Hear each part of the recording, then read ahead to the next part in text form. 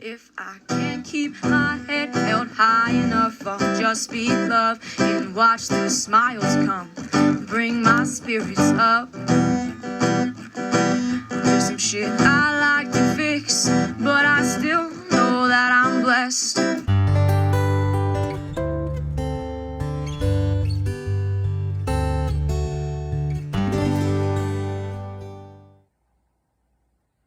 Hi everybody, I'm going to continue to read the Pretty Paper book by Willie Nelson.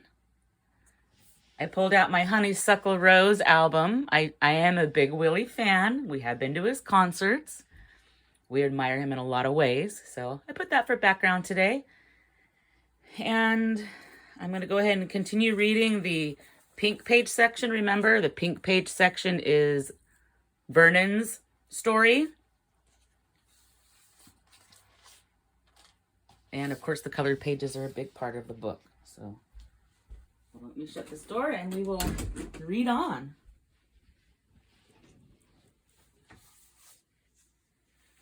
Can't decide what color paper to use to describe all that happens next. Red for the passion and love I felt for Marla. Green for the envy and jealousy that crept into our lives. Pink for the pretty parties we played.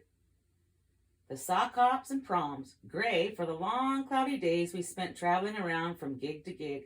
Yellow and orange for all the hope we carried in our hearts. And blue, I'll need lots of blue paper for how it all came to a screeching halt. I'll start with red. Uh-oh, this doesn't sound good. I had never been in love before. I had felt hardly any love from my mother and none from my father. Besides, they weren't around enough to count. When it looked like I'd get to see my folks more, I'd latched on to the love I'd been missing. They were dead. Grandma's love was the steadiest in my life. She said she got her love from God, and I really couldn't doubt her.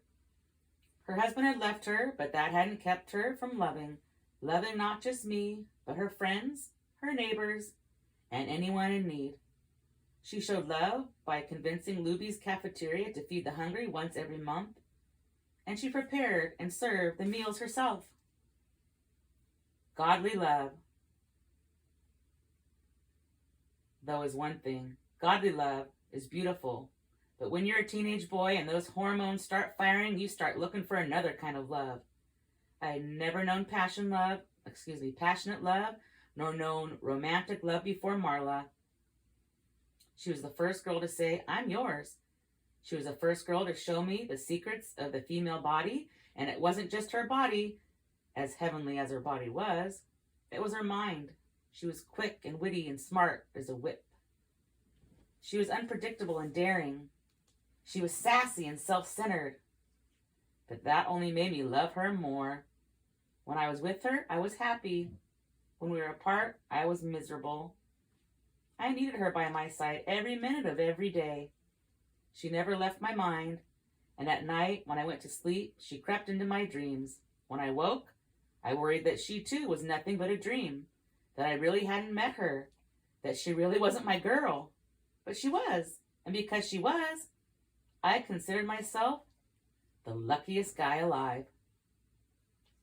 Green paper. Jealousy is like a slithering, slow-moving snake. It hides in the grass. It blends in. You don't even know it's there until it strikes, and then it's too late. Looking back, I can see that Cynthia was probably a little jealous of Marla because Marla was a good singer.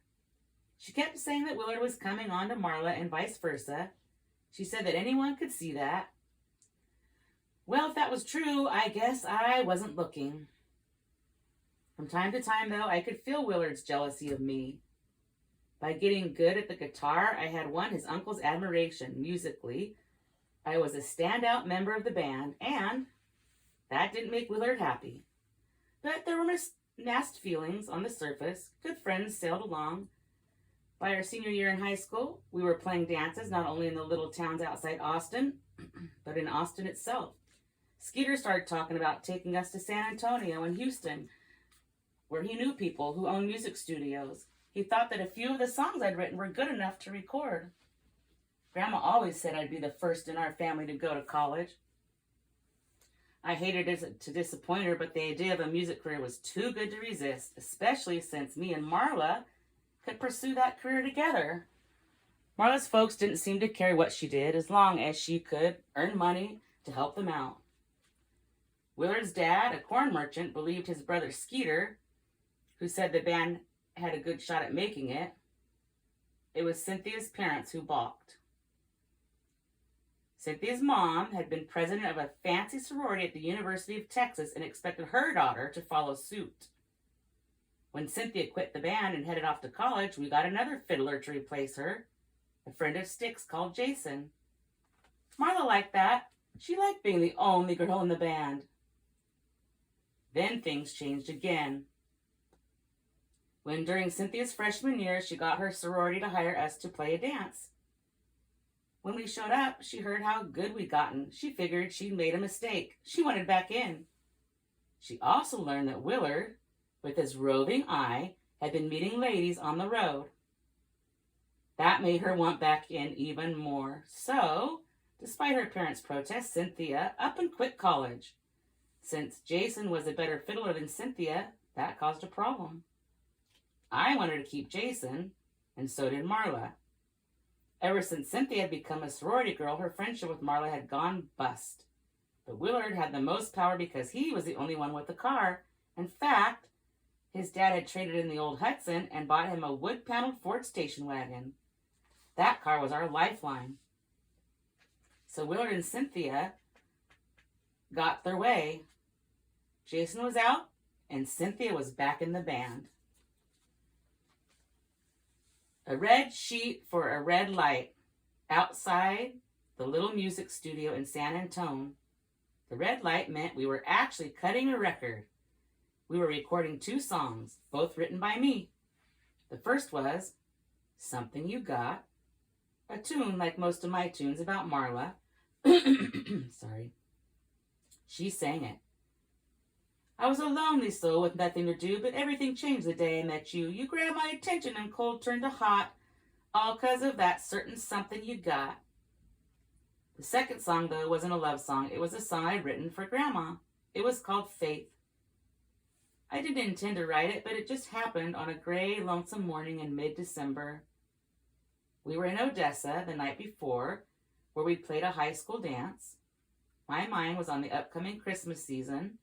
An early West Texas snowstorm had covered the land and turned the highway into a sheet of ice. The road was closed down to Abilene, our next stop, and me and Marla were alone in our motel room. Marla was still asleep. I was sitting up in bed, pen in hand. I remembered another such morning when I was a little kid. Couldn't have been older than 5 or 6. That week the principal of our little elementary school had died, a man who had showed great kindness to me. It was my first encounter with death. It was the first time I felt terror. Are we all going to die? I asked Grandma on that morning. Yes, sweetheart, I'm afraid so. Being afraid of the dark, I asked her, and when will we die? What will it be like? Will it be dark? Will it be like turning out all the lights? No, child, she said. It will be like turning on all the lights. There will be more light than you can ever imagine. You will be in God's everlasting light, and that's a light that never goes out. That's the light of love. But how do you know that, Grandma? How can you be so sure?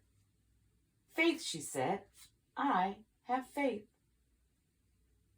Those words came back to me on that bleak Odessa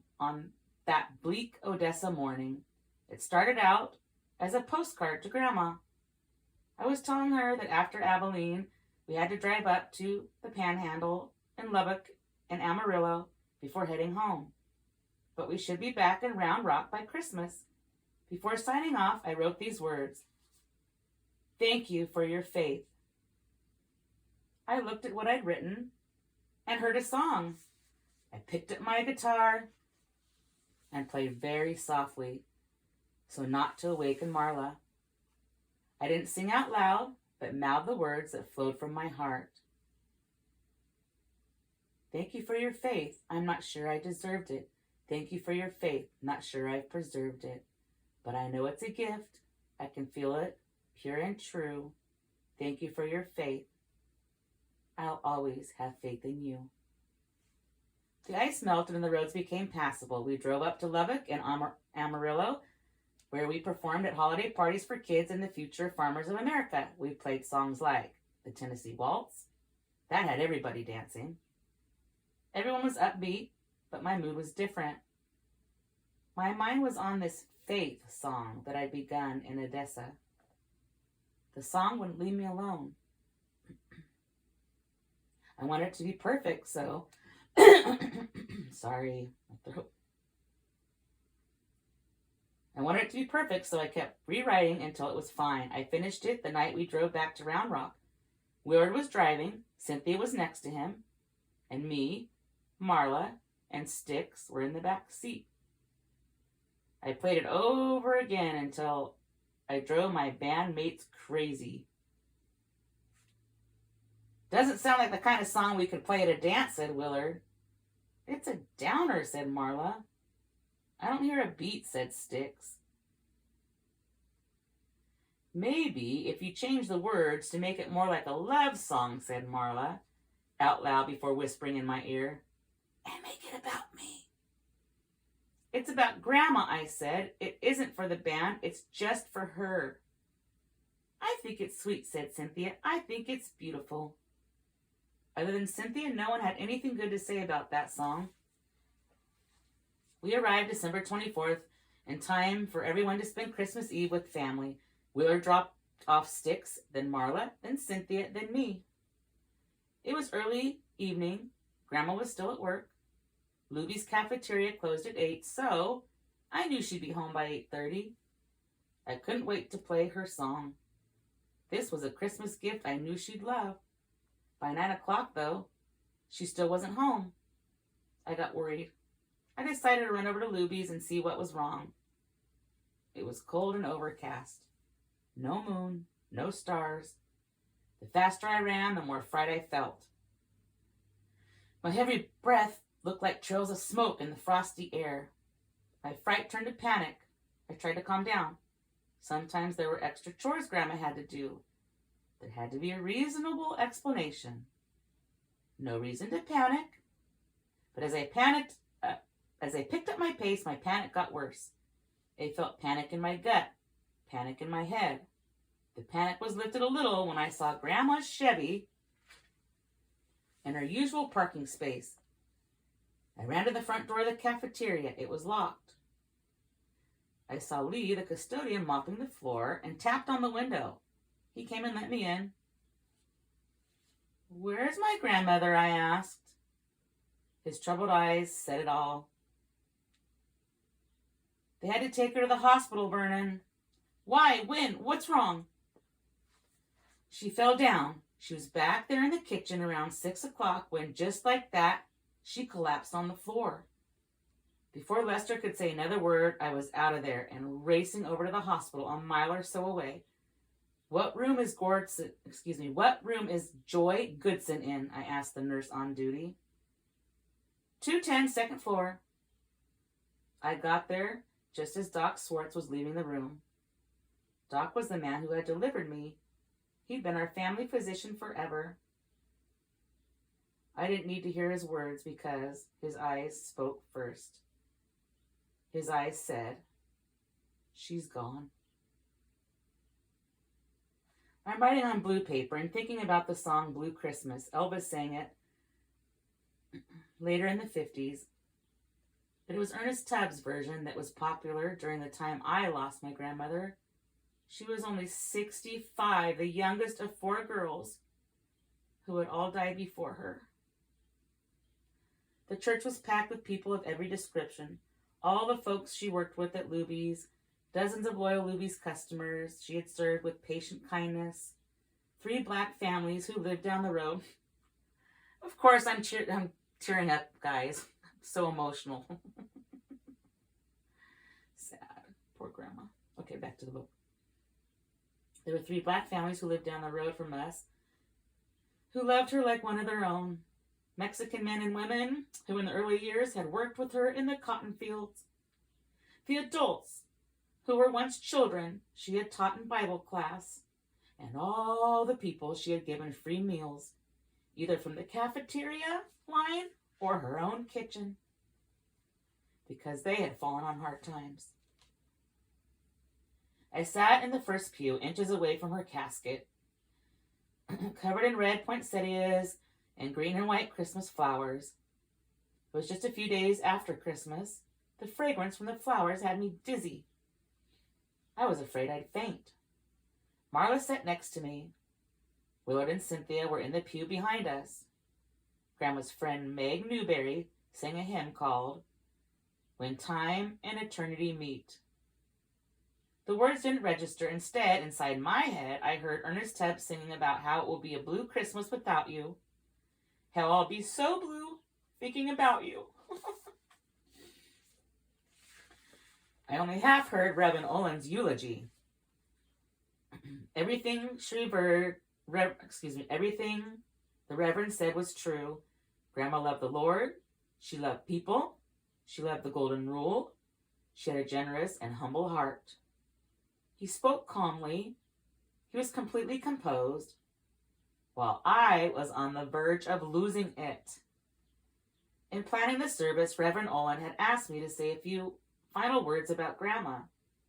I told him I couldn't. When he wanted to know why, I was honest. I said that I didn't think I could hold it together. "You're a musician, Vernon," he said. "Maybe you could speak through your music." "Just before she died," I said, "I wrote a song for her. Would you sing it, son? Would you honor her with your song?" I'm going to stop for a second because I'm having memories of my own family, and I spoke at my Uncle Steve's service, who was also a man that tried to make change. He went to Vietnam and basically went back later because of the guilt and helped build hospitals and all kinds of things. He's actually in a few books, and he went through a lot there.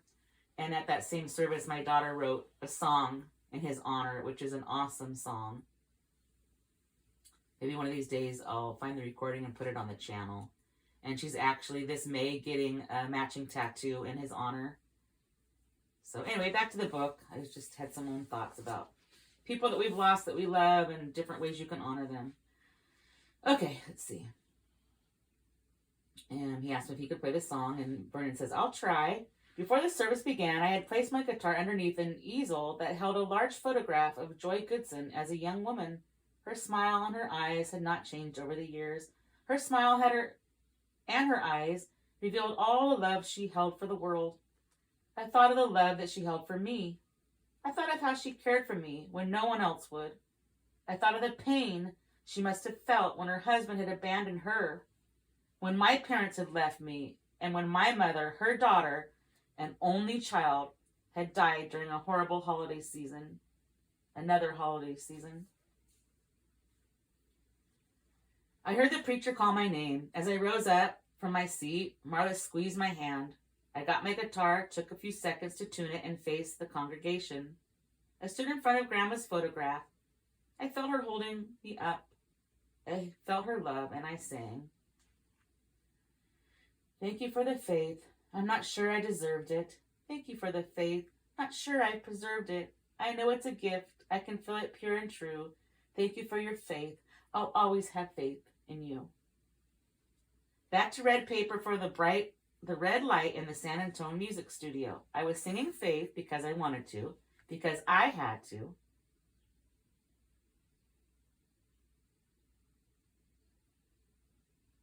I was singing Faith over the objection of everyone except Cynthia. "You got better songs," said Willard. "Prettier songs," said Marla. "Happier songs," said Styx. "Songs that people can dance to," said Ring Dawson, the man who owned the studio and the little label he called Ring's Records. "Besides," said Willard, "you ain't our singer anyway. You got no business singing on this record." Only Cynthia was on my side. Only Cynthia said, "It's a lovely song, and it feels like something. Vernon has to sing. Let him sing it." I sang it in one take. Everyone knew I'd nailed it. Although Something You Got was the A side, it was the B side that disc jockeys around Texas started playing against all odds. Faith became a modest regional hit. Faith put Good Friends on the map. All right, back to green paper means that Good Friends were moving ahead. Back to green means that Faith was a big enough record to get us work outside Texas.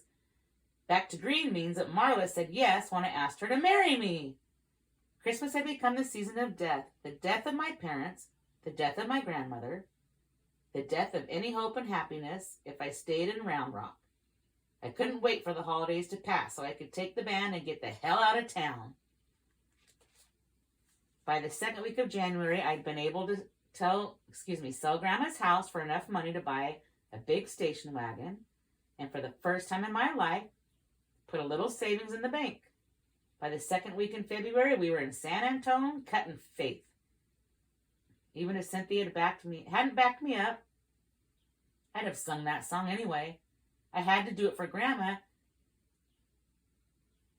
and close off that chapter in my life.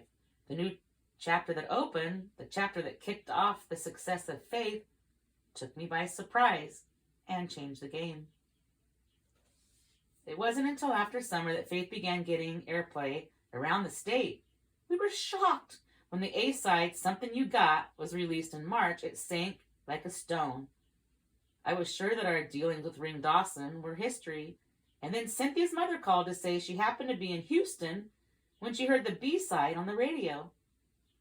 We thought she was confusing it with another song that sounded like Faith, but then other calls came in from friends and relatives around the state saying the same thing. They were hearing Faith. Finally, Ring himself called to report that he was shipping out 1,000 copies of the single to meet the demand. Damnedest thing I've ever seen, he said. Some DJ plays the wrong side of the record in Wichita Falls, and suddenly his phone lights up with requests.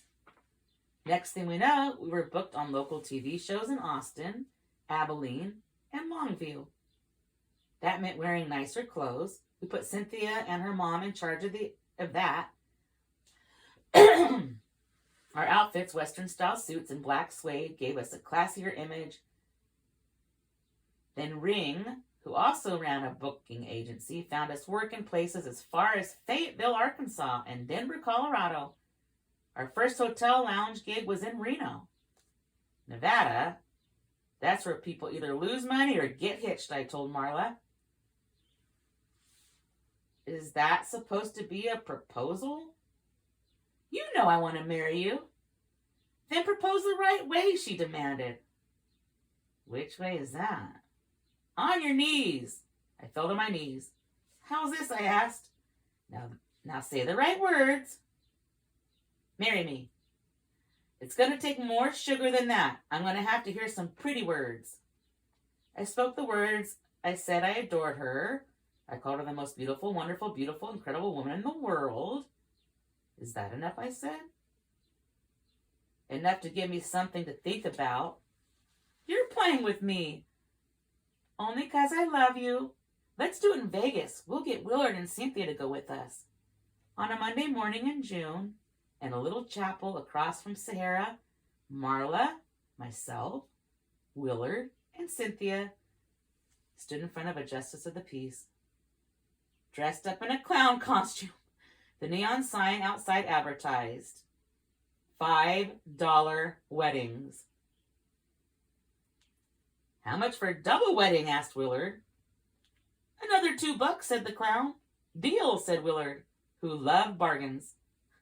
Cynthia was hesitant. Her mom had her heart set on a fancy wedding at an Austin country club. We'll have the party there, said Willard, but we can't let Vernon and Marla go ahead of us.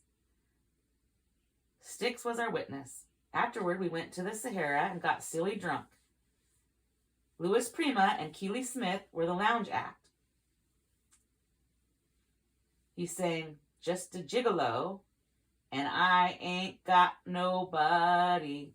For some reason, his singing made me sad. That same night, we booked a 2-bedroom suite with a split-level living room. Cynthia and Willard never made it to their bedroom. They passed out on the living room couch. In our room, Marla stood in front of the window that looked out on the dark desert. When I saw we were being married by a clown, I told her, I almost ran out. She turned to me and said, I thought it was funny. Marriage isn't supposed to be a joke. It isn't. It isn't? She asked. Sorry.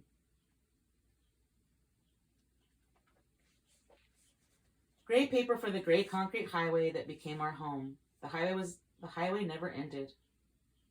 By the middle of the 50s, we were road weary, but we were also seasoned pros who'd been out there for years and were determined to take it to the next level. Faith had sold enough to convince Ring Dawson to let us cut a whole album. I wrote 8 new songs. Marla sang 5, and Willard sang 3. None of them hit. Skeeter was in the studio when we recorded and urged me to sing at least one number, but I wasn't feeling it. For me, as singer, Faith was a one-shot deal. Willard had the better voice, no doubt, and I liked the way he sang my songs. I liked the way he sang my songs about looking for love in all the wrong places. Marla had been on my case to write a hit song for her, and God knows I tried. I wrote heartache songs, happy songs, and work songs. The year before Tennessee Ernie Ford hit big with 16 Tons, I wrote a tune called Coal Miner's Heartbreak. Willard did a good job singing it, but the song went nowhere. As a group, I guess you'd have to call us a one-hit wonder. At best, ours was a regional hit that faded after a while. Not that I was complaining. Faith was popular enough to get us out there on a circuit of bar rooms and dance halls in the southern and border states, to where we were able to eke out a living. Sticks, our steady drummer, had no problem hanging in. Willard, who had dreams of being the next Eddie Arnold or Hank Snow, liked the spotlight. So did Marla, who had all designs on big-time stardom. It was Cynthia who suffered the most. I do believe that she loved Willard, and at least for the first years, she shared in our fantasy of show business, fortune, and fame. But unlike the rest of us, Cynthia came from an upper-class family. She had never been deprived of the creature comforts that our band had to forego. We barely got by. We had no choice but to crash at the cheapest motels and eat at the cheapest dives. The places we were playing were rough and rowdy. It all came to a head, or more specifically, Cynthia's head. At a sawdust on the floor cowboy barroom in Cheyenne, Wyoming, a fight broke out, and a misdirected flying beer bottle caught Cynthia in the forehead and knocked her out. Whoa. The emergency doctor said she was fine, but she wasn't. The next day, she went back home to her mother, and 2 weeks later filed papers for divorce. Naturally, that changed our chemistry. To save money, we decided not to replace her. Cynthia looked good on the bandstand, and she was an oaky fiddler, but I knew we could do without her. As for Willard, losing his wife was no big deal. Now there was nothing to stop him from loving on those willing women who came his way. It was Willard's situation that gave me an idea for a song. I heard it as a duet. I imagined someone like Willard finally free to do what he'd always wanted, and then I imagined one of those women wanting to do it with him. A light bulb went on in my mind that let me see the title. Willing women, willing man. Willing woman, willing woman, willing man. He sings, I've been hankering for someone new to have a good time. She sings, I've been hankering too for a man to call mine. He sings, I need a woman to put out this fire. She sings, I need a man to meet my desire. He sings, a willing woman, willing and free. She sings, a willing man, willing to love me. It all came together in a hurry. I was so excited that I called Ring Dawson in San Antone and ran it down over the phone. I can hear Willard and Marla singing it, he said. Aren't you back in Texas next week? We're in Houston on Monday, then I'll put you in the studio on Tuesday. You get something for the B-side. Excuse me, you got something for the B-side? I will by Tuesday, and I did. something I called Dreamin' in Blue. So we're back to black paper. Dreamin' in Blue, unlike Faith, wasn't a surprise B-side hit. This time the A-side was the good side. I was especially happy to see that Skeeter was able to come by the studio. He was recovering from a heart attack. We'd heard the bad news from Willard's dad when we were playing Lafayette, Louisiana.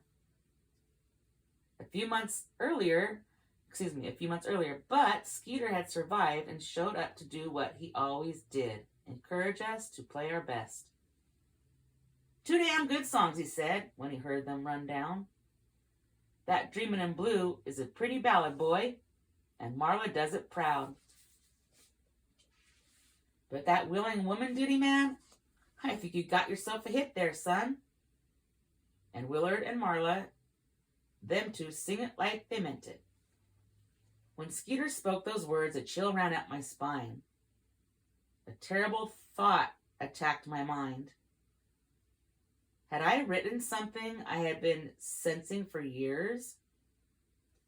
Had I written a blueprint for my own misery? Had I predicted the future? Looking back, I can now say that I did.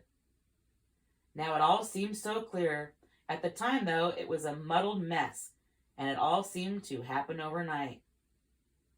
Willing woman, willing man. It hit the bottom of the country charts. It sold just enough to convince Ring to have me write enough new songs to fill up a second album. One of those new songs, Leavin' Ain't the Last Thing on My Mind, was another way I read between the lines of my marriage to Marla. It was another way that I predicted the future. As it turned out, Marla was more willing to leave, and so was Willard. They left together, and, if you can believe it, Ring Dawson helped them do it. Turned out a Nashville producer liked Marla's voice and saw her prospects as a solo artist. He had assembled a bunch of songs for her written by leading Nashville writers that he claimed would take her to the top. A few of those songs were duets, meaning that Willard could come along for the ride. Making matters worse was the way it all came down. There were no face-to-face talks, no long discussions, only a note from Marla that said, I think you know how I've been feeling. If you didn't, you wouldn't have written the song you wrote. Willard and I are in love. We've been in love longer than you need to know. I don't need to hurt you anymore.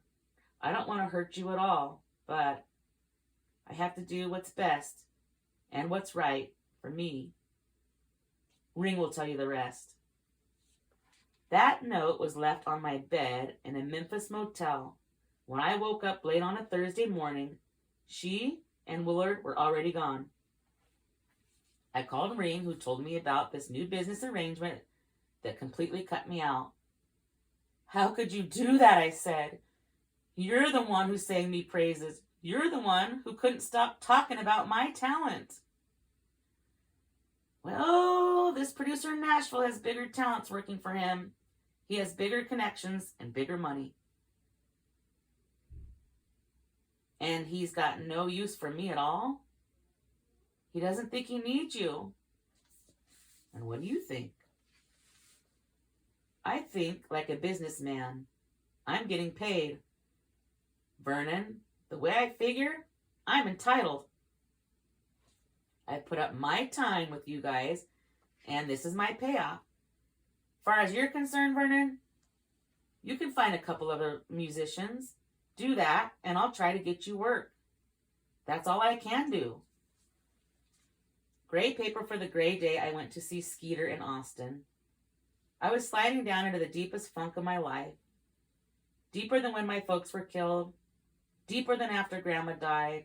So deep that I honestly thought of throwing it all in. My music, even my life. How can life be considered worthwhile when in one fell swoop You're screwed over by your wife and your best friend. I couldn't imagine a lower blow. I couldn't imagine picking up the pieces and moving on. My imagination was doing me in, imagining Marla in bed with Willard, loving him as she had loved me, imagining them singing in a Nashville recording studio, imagining them being promoted by some big shot producer, imagining the success they would have, the money they would make, the happiness they would find. The more I fantasized about their good fortune, the more I imagined my ruin. And the more ruin seemed like a reality, the more I had to ask myself whether I was to blame. Hadn't I been naive? Hadn't I missed the most obvious signs along the way? Hadn't I seen that Marla was secretly hot for Willard? Hadn't I known that she was always out for herself? And worst of all, wasn't I the one who wrote the damn script? Hadn't I given them the parts they had both wanted to play? She'd always been the willing woman. He'd always been the willing man. Leaving ain't the last thing on my mind had been on her mind for a while. I knew it, but I just wouldn't admit it. Yet I wrote it. I put it down in black and white. She sang it, and then she did it. If in my heart I felt hatred for Marla and Willard, I felt even more hatred for myself for denying the truth that had been staring me in the face for so long. I hated myself for being stupid. I hated myself for being a jerk and a tool. I hated myself for being a loser. The only person in the world who might understand was Skeeter Jarvis. He was Willard's uncle, but he was my mentor. He was the first person to say I had talent. He never stopped encouraging me, my playing and my writing, and even my singing. He was the nearest thing I had to a father. He was a lot closer to me than to his nephew, and I figured that no matter what, I could count on him. I figured right. I'm picking yellow paper, not the sunshine bright yellow I've used before, but a pale yellow. That reminds me of how Skeeter was able to give me the small shot of hope I so badly needed. Not long after Marla ran off with Willard, I found my way down to Austin. That's when I learned that Skeeter was no longer living at home. After his heart attack, he'd suffered a stroke and was recovering in a nursing facility off South Congress Avenue. The place was pretty dismal, a single-story building with peeling paint and a long hallway that smelled of disinfectant and piss. Skeeter shared a small room with a man who looked like he'd died some time ago. "He may be dead," said Skeeter. "The nurses don't come round often enough to notice." Seated in a wheelchair, Skeeter could still speak, but he couldn't use his left leg. They called it a mild stroke, but I call it a stroke of damn good luck. "Why do you say that?" I asked. "'Cause it made me grateful for something I took for granted. Made me count my blessings, you see, son. I can still pick up that guitar. As long as I can finger my guitar, I can get through anything. Even this godforsaken place." I understood what Skeeter meant. What looked like mental patients, wild-eyed women in health coats were walking the halls, talking to themselves. A morbidly obese man came in Skeeter's room, his mouth covered with drool. He sat on the floor. "I need company," he said. "I need to get out of here," Skeeter said to me. "There's a patio in the back. Roll me out there, will ya?" I wheeled Skeeter to a small patch of grass. I took a folding chair and sat next to him. Puffy clouds moved across the afternoon sky. The air was chilly. Skeeter wore a wool ski cap with the word "Undefeated" written across the front. The lenses of his glasses were dirty. "Glad you came to see me, Vernon," he said. "I heard what happened." That made it easier. That meant I didn't have to explain before arriving. I worried whether I could actually tell him that story. In truth, I hadn't told anyone. There wasn't anyone to tell. "You been hit hard," said Skeeter. whose voice, despite sounding frail, was still self-assured. I've been hit hard. That's the world. Shit happens. You get a heart attack. You get a stroke. Your wife runs off with your pal. You feel the world's against you. You feel like you've been had. And you have. We've all been had. We're all born to die. It's just a matter of how you're going to live and, when the time comes, how you're going to die. Well, son, I know my time's coming soon. I'm looking death in the face. And you know what I'm seeing? No. I'm singing a song. I'm singing a song about an old geezer like me who's scared to death, who's scared of death. And rather than rattling on with some stupid philosophy, I just pick up my guitar and turn the whole mess into a tune. The whole world can whistle. Go fetch me my guitar, Vernon. It's back in my room. I got Skeeter's guitar and handed it to him. He held the instrument cautiously. I worried whether he had enough strength to play. I worried that he might drop it on the ground, but he held on. His fingers, once lightning fast, moved slowly but deliberately. Each note counted, and his voice, with all its shakiness, touched my heart. I call it easy going, he said, and it about explains everything that needs explaining. With his eyes closed, he sang. You get to the end of the road and wonder why. You're battered, you're bruised, and start to cry. What did I do to deserve this fate? That all adds up to a big mistake. The answer's not in some fancy prayer. The answer, my friend, is everywhere. The sun comes up, the sun drops down. Seasons change while the world spins round. You're born, you live, and then you die.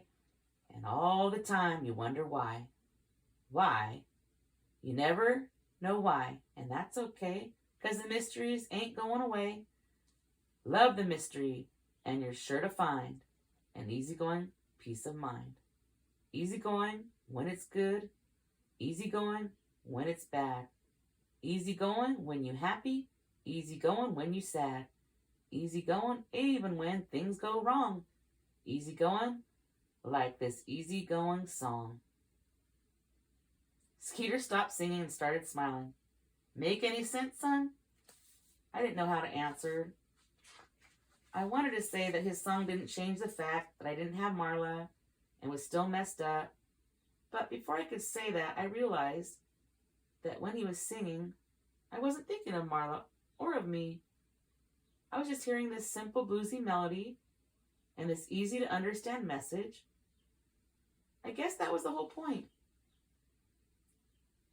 The whole point, Vernon, he said, reading my mind,